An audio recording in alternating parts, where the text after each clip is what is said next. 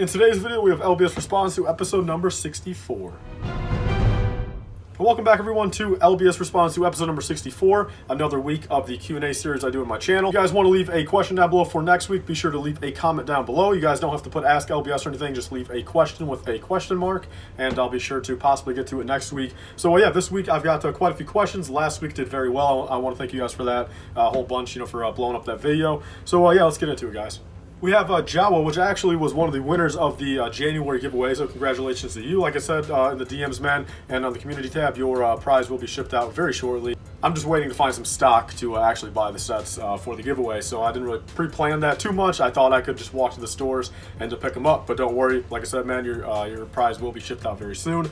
He asked, what is the most pathetic deal you have found at a store? So probably just like some of the comments replied to. Walmart will often run in the clearance aisle, they will just put a yellow clearance tag on a full price set and try to trick people into buying it thinking it's clearance. Like, I've seen it multiple times. I don't really ever take pictures of it. I don't really ever care to post it anywhere since people find it all the time. I mean, more than likely you've walked past one of those in your life, too, of walking into a Walmart where say it's a $19.99 set, $20 set, and then they don't sell it. They put it in the clearance aisle. Pretty much the very first run of putting it over in the clearance aisle, they'll put it on yellow tag sticker for $19.97, 2 cents off. That's pretty much like Walmart's big gig there. They try to trick the average consumer, the average parent, into thinking it's a deal and picking up at that price, before they then knock it down, 30% off, 50% off, and so on. So probably deals like that. We have a BrickWorld Studios says, will there be any episode 2 sets for the 20th anniversary? And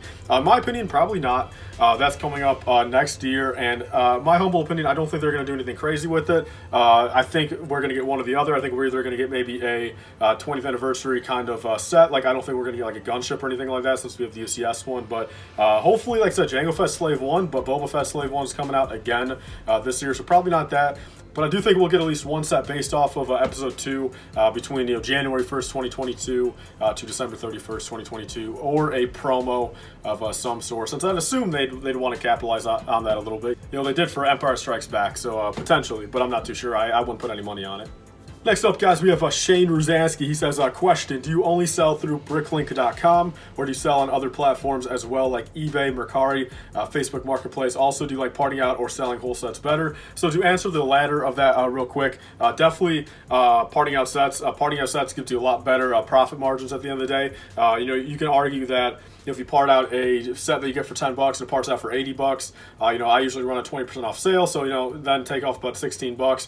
I'm down to about $60 in what I put on the store, and obviously you're not going to sell that $60 worth of stuff instantly, but especially if you get the right margins. If you start buying all your inventory for at least 50% off or more, that'll give your profit margins the most range to work with, and then there's a lower amount of stuff that you have to sell out of that set, of course, to actually technically make your money back. But I definitely like parting out better. It's definitely a better business move, I feel, especially for Bricklink.com. Whole sets, of course, is easier since you can just buy a set, then instantly ship it out. But especially if you're going to sell a sealed set, shipping costs a lot. A lot of times that turns off buyers. But for me personally, parting out. And then if I only sell through Bricklink.com, so currently, yes, I've really never sold anything on Facebook Marketplace or Mercari. I've bought stuff through both of those, but selling I've never done anywhere other than Bricklink. And then I've done some selling on eBay, but mainly for Pokemon cards and some Black Series and stuff like that. Pretty much everything that's not Lego, I do put up on eBay, which I've got a pretty big eBay store in a sense. Whenever I put stuff on there, I've sold over probably 500 things. We got 600 feedback, but you also buy a lot of stuff on there as well. So yeah, there's your answer to that. And then we have a Bobby down right here with a very quick question to ask LBS. When is the Shitari mock coming? Originally, it was going to be planned for about May 27th, but at this point, might be pushed back a little bit. I'm not really too sure exactly what's going on with that yet. I'm building up the Shitari army. Of course, we got over 100 minifigures now and 10 vehicles, but at this point, I'm not too sure exactly when I can set a release date for that. Next up, guys, we have George Maglaris. Sorry if I butchered that last name, man. But he says, what is your favorite custom LEGO Star Wars minifigure that you own or wish to own? Decal, CAC, etc. So my favorite one currently is probably either Fireside Padme or a little recency biased, probably the Phase 3 Commander Cody. I've got a video of my top 10 customs in my collection that is not really outdated too much yet. I uploaded it last year. I'll probably leave a link down below if you guys want to watch that, or just search it on my channel. I believe I uploaded it last February in 2020. But probably those two minifigures, and there's really not any more on my list right now that I want to get, but there's that. Next up, guys, we have ARC Trooper Broxy. He says, would you recommend parting out appreciated sets like the Republic Gunship to get them cheaper? So actually, I've done some research over the years, and it is safe to say that you do get a little bit better of a deal, especially if you're looking to buy used parts. I mean, there's a big difference between if you want to buy brand new parts and make sure it's 100% clean, run into no issues of a little bit of dirt, a little bit of scuffing on the pieces. Definitely, you'll be comparing the prices there, as in, just buying the full set and buying new parts, especially for appreciated sets like the Gunship. Since actually on Bricklink.com, the average 6 month sales of the parts is about $350. Taking into account, that's about $100 in minifigures right there. So the whole entire set, brand new, if you want to piece it together, would probably be anywhere from $200 to $225 plus the shipping on top, since more than likely you're not going to be able to get it just from one store. And then, of course, if you go used parts, which again, some Bricklink sellers, you do run the risk of buying some bad used parts. I mean, they really make you get the used parts. They're not just giving you a bone and throwing it, used part for a good part. There are some Bricklink sellers that give you a super dirty used part. Of course, you can take that up with Bricklink. You can get your money back. You can get a refund.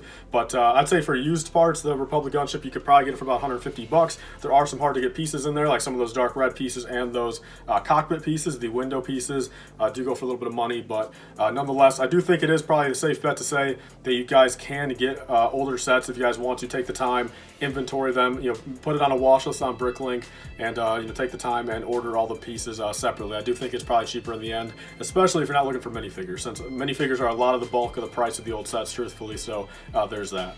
Next up, guys, we have a Rage CE says, ask LBS, instead of doing a random name generator for picking winners, you should do a mock contest or both. So that's actually something I plan on doing sometime this year. I feel like this year I've definitely got a large enough following and a lot of people like you that are watching the videos and really give me a lot of support, where I feel like if I do a mock contest, truthfully probably would get 40, 50, if not more entries. So I definitely plan on doing a mock contest probably for one of the months for the giveaways, probably in the latter half of the year, like September or October. I could do maybe a Halloween themed mock, who knows, or a Hoth related mock, or a snow related mock, for in December. So yeah, I'll probably be doing that at some point, but I will stick to doing the random name generator for a little bit here until I find out a better way to do it. But that is truthfully just the best way to do it, where there's no bias, there's no having to write down every last name, especially on YouTube. That is pretty difficult. Yeah, I'll probably stick to that, but thanks for the idea, man. Then we have the Rise of Bricks, and he asked, how much time a day do you spend planning, filming, and editing videos? He says, also, thanks for answering my last question. You're welcome, man. Like I said, I love answering these questions. So, yeah, pretty much to answer your question, spend planning, filming, and editing. I'd say planning part is really not that much, since I really kind of just sit around, and whenever I do think of an idea, I write it down right away. I've got a video schedule, Google Docs on my laptop, pretty much open at all times. It's pinned right there on Google, and pretty much I can just write down all the ideas.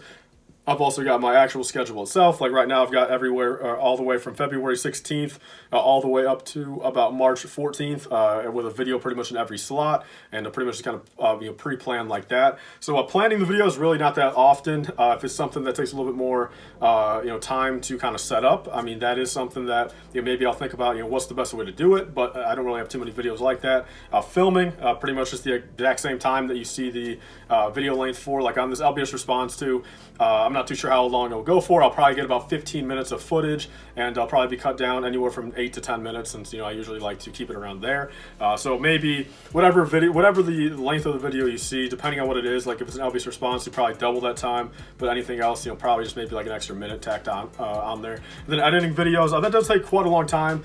Editing part, not so much. I mean, it's just kind of like always just make sure all the clips flow together, cutting out a lot of BS, which I've been getting better at, and adding some music in there, make sure everything flows well, making sure that I don't mess up on words, don't say a bad word, if it's not needed. And so I'd say editing, probably maybe an hour per video, maybe I'll say like 45 minutes per video to actually edit, and then you'll go up there and press export. But then exporting is a whole different story. I mean, that takes however long your internet is, which for me it's relatively fast. I mean, it's kind of slow, but also kind of fast at the same time. But there's your answer to that. I said altogether, probably a comfortable maybe hour and a half, 2 hours, per video.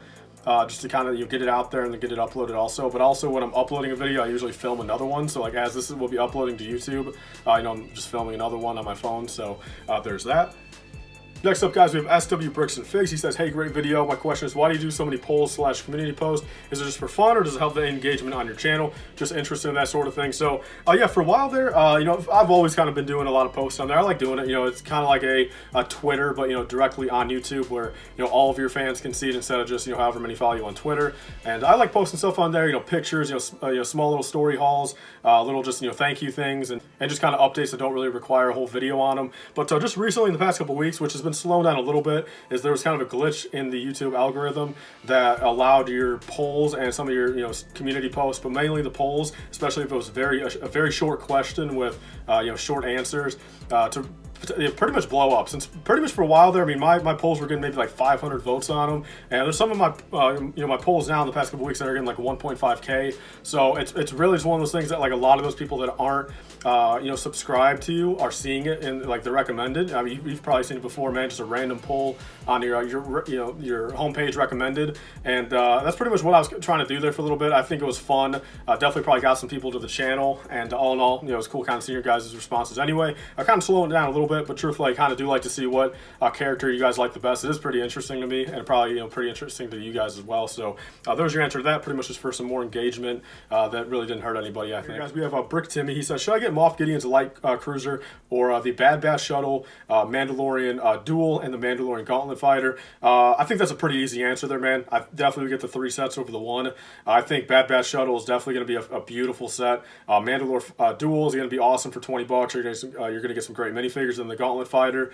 I mean, the older one goes for like 150 bucks, man, so might as well get the new one. So I definitely think getting 3 sets over 1 at any day, you know, any point in time is probably the better deal, but there's just my opinion on that. Moving on, guys, to the next question. We have Mandelore Bricks. How long have you been in the Lego vibe? Ever since about 2010, but I've started YouTube on March 3rd, 2013. So actually coming in about 2 weeks now is my 8-year anniversary. So there is that. Next up, guys, we have Parker 1004. Says, are you planning on going to Brick Rodeo Lego Convention in Texas? Currently at this point, no. I've looked it up and it's pretty far away from where my brother lives out there, so really wouldn't make too much sense to kind of do a trip out there. Currently, I'm waiting for BrickWorld Chicago to happen, Brick Fair Virginia and stuff like that. I will definitely go. Very excited, and hopefully conventions, you know, pop back up this year. Since the virtual one last year, I didn't even attend it, but from what I heard, it was pretty much just garbage. So hopefully I can attend a in-person one this year. Of any sort that's relatively close to me, or a regular one I usually go to. Moving on, guys, to the last question. We have Lego Collector _KM. He says, do you think the Bad Batch Shuttle will be the ideal $100 set, since it's supposed to have all the members or possibly everyone besides Echo of the Bad Batch? And yes, I think for $100 it will be ideal. If it has any piece count over 900, and even all 4 of the Bad Batch, if not all 5 of them including Echo, but definitely the 4 original Bad Batch and a 900 piece set, for $100, beautiful. Said and done, beautiful. Best set ever. I will definitely pick it up for $100. You know, I will pay retail for that set, since I believe that will be fantastic. Unless they really botch how the shuttle looks, that value-wise, that's gonna be perfect. I mean, you gotta think about it. I mean, that's, you know, say you're getting like even half that set, $50 for you know, the actual, you know, vehicle itself, and then even that the Bad Batch is going to undercut every single customizer out there, and it will definitely be worth your $100. So in my opinion, yes, it will be. So I want to thank you guys all for watching this LBS Response To. I believe it might be a longer one. I'm not too sure. I think I've been recording for about 20 minutes now, so we'll have to see what I can edit it down to. But that's pretty much all for this week's video. Leave your questions down below for next week if I did not answer it in this video. And yeah, stay tuned for the video tomorrow, guys. I love you all. Thank you guys all for watching, and see you guys then. Bye, guys. Stay safe.